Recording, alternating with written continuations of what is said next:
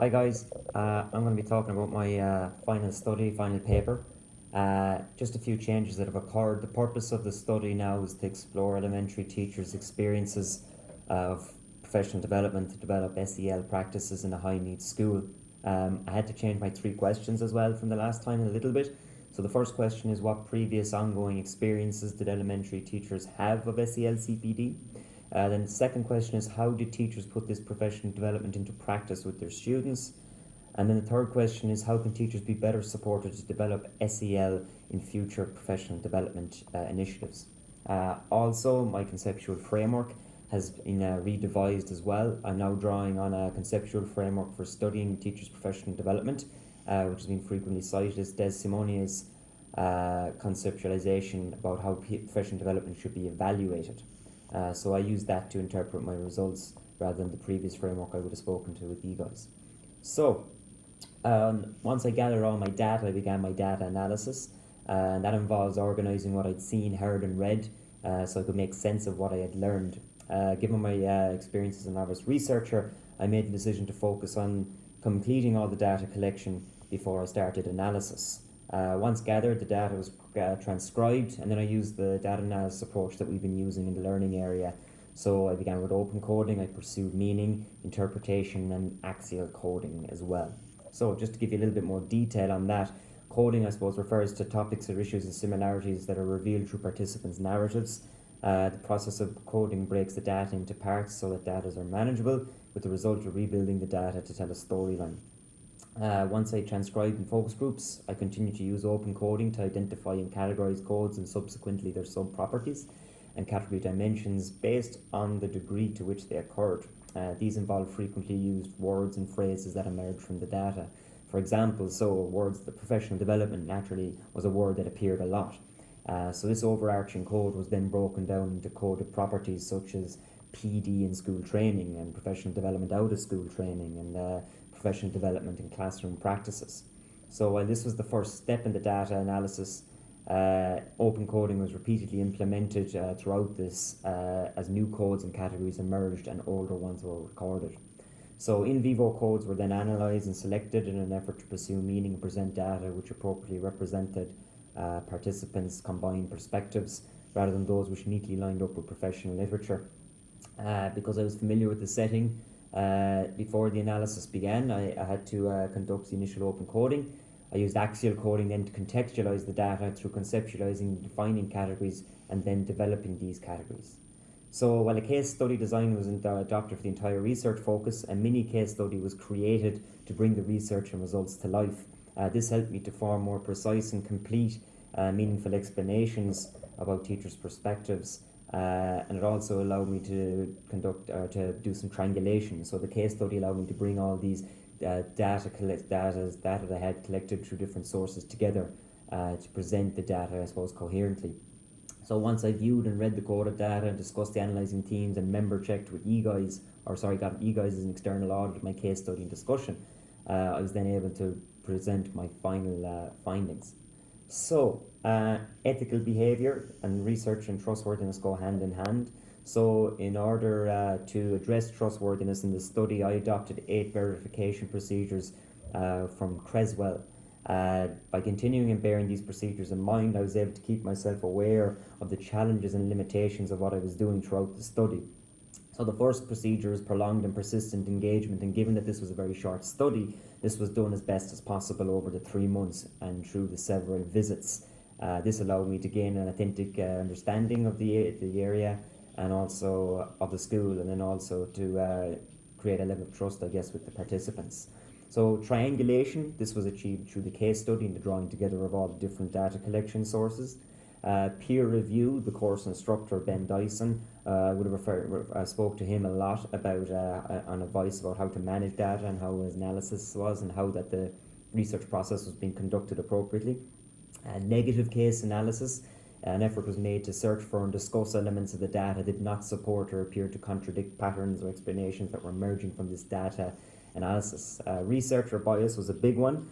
I had to constantly consider how I was allowing my biases as a teacher affect my interpretation of data and the meanings I was trying to pursue from them. So this was consistently a major challenge for me. but one I think that I managed pretty well. This was also helped by member checking, so following up with participants in the study about things that they had said in data collection and asking them to revisit this. So an example would be with James and Sarah. I would have asked them questions in one-on-one interviews, which I would have then asked them maybe to consider again in the focus groups as well. Rich, thick description. I think this was accomplished through the case study and the presentation of the findings as well, where they were detailed and they were also represented through the teacher's voice. And finally then external audit, where I had you guys and everybody else who's been involved in this course on Canvas and in discussions, looking at some of the work that I was producing and meanings and interpretations I was drawing, and then critiquing these and responding to them. So thanks very much for that. So together, all of these procedures established a level of trustworthiness. So findings were first presented during using the case study. In order to do that, I presented a day in the life of 3 members of the staff in Clonkeen, through the observations, field notes and focus groups and interviews I had done. So I focused on a day in the life of Matt, Sarah and James, and this was all data that was gathered over collective visits and was infused in to make a day in the life sort of story. Findings were then presented using categories for deeper analysis. So the 3 main categories that emerged from data analysis were pulling the parts of professional development together, putting professional development into practice with students, and teacher trouble. So the first category was putting the parts of professional development together. So we found that teachers interviewed experienced various forms of professional development during their time at Clonkeen, which primarily focused on the implementation of restorative practices within their classrooms. So PD was done through in-school training at the beginning of the year, scheduled discussions and monthly staff meetings, out-of-school workshops and informal interactions and follow-ups, which had occurred mostly within the last year as part of the school's whole school initiative to implement and promote restorative practices. So while collectively contributing to the professional development, many of these experiences were isolated to individual teachers, they were time constrained and they were not always sustained.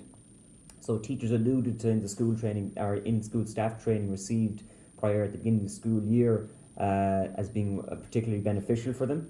But there was also a lack of formal follow-up, teacher follow-up, and this was acknowledged by Matt, the assistant principal. And just to give an example of a quote that he would have said in addressing this was that any training you just have without any follow-up, the training always fails.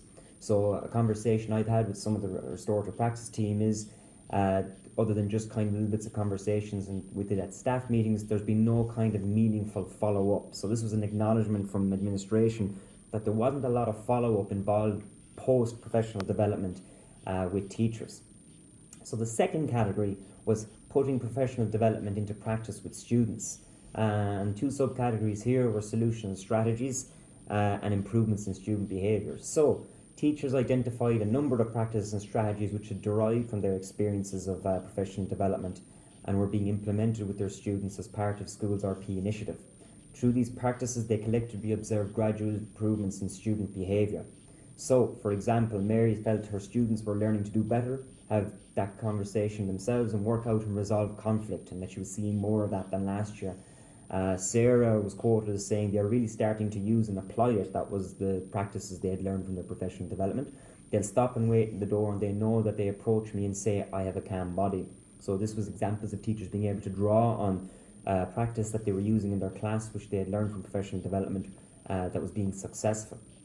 So this was leading to, so teachers could identify how these practices were being implemented, and they could also identify improvements in students' behaviour as a consequence. The third category then is teacher trouble. So while teachers' experiences of professional development had led them to observe changes in practice and behaviour, the process was certainly not all plain sailing. They acknowledged that despite their previous and current experience of professional development, there remained challenges which inhibited their ability to develop a classroom climate, manage teacher morale, and embed teacher buy-in.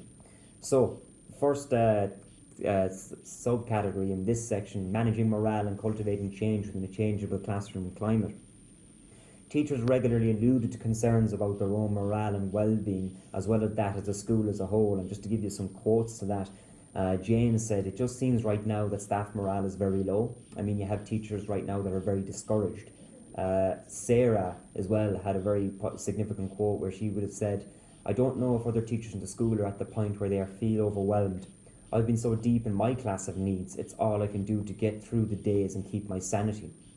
So teachers emphasised the need for additional time to provide and seek emotional support and positive mentoring amongst themselves and for administration as part of their PD. This feeling stemmed from the challenging classroom climate they had to manage due to delicate nature of students' well-being and volatile behaviours. So despite the PD they had experienced and were receiving, teachers interviewed openly struggled with the shift in practice, which required them to regularly handle difficult moments and sensitive incidents in their classrooms. Teachers expressed difficulty in dealing with students' SEL needs individually while maintaining classroom management in a safe environment. Another subcategory of teacher trouble was embedding teacher buy-in. So although having improved from last year, teachers were uncertain about the extent to which the process of restorative practices and SEL practices were being implemented with fidelity across the school. So issues with previously embedding buy-in amongst teachers and staff to implement SEL practices was cited regularly by teachers.